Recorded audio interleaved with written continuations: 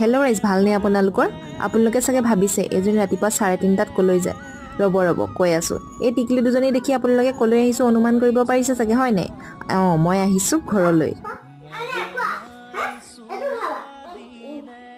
ঘৰলৈ আহি ফুলবোৰ ফুলি থকা দেখি যে ইমান ভাল লাগিছে। এইবোৰ ফুল মই লকডাউনতে ৰুইছিলোঁ। তাৰপিছত মায়ে আপডাল কৰি আছে আৰু এই ফুলবোৰ এতিয়া একদম পূৰা ফুলিছে। ফুলবোৰ ফুলি থকা দেখি এনেই ভাল লাগে, হয় নাই বাৰু? তাৰপিছত এইফালে আমাৰ অকণমানিজনী দেখিছেনে, আমাৰ কেঁচা পাকঘৰটো চৌকাটোতে বহি আছে। তাৰপিছত পিছবেলালে বাৰ ছোৱালী, তাৰপৰা মোৰ খুৰাৰ ছোৱালী আৰু মই বাহঁতৰ ঘৰলৈ বুলি ওলালোঁ। ইমান ডাঙৰ মালিকৰ ঘৰ মাতিয়ে আছে, দুইটা একদম দৌৰিছে পকৰ দাঙি নে। এইটো কি বাৰু ধৰিব পাৰিছেনে? পিছে আপোনালোকে ধৰিব পাৰিলেনে কাৰেণ্টত কি লাগি আছে? আপোনালোকে ক'ব দেই। তাৰপিছত এইফালে দেখিছেনে বাৰ ঘৰত ইমানকৈ কপৌ ফুল ফুলি আছে নহয়। পিছে আমি বাৰ ঘৰৰ পৰা নাৰিকল নিবলৈহে আহিছোঁ। তেনেহ'লে আজিলৈ আহিছোঁ।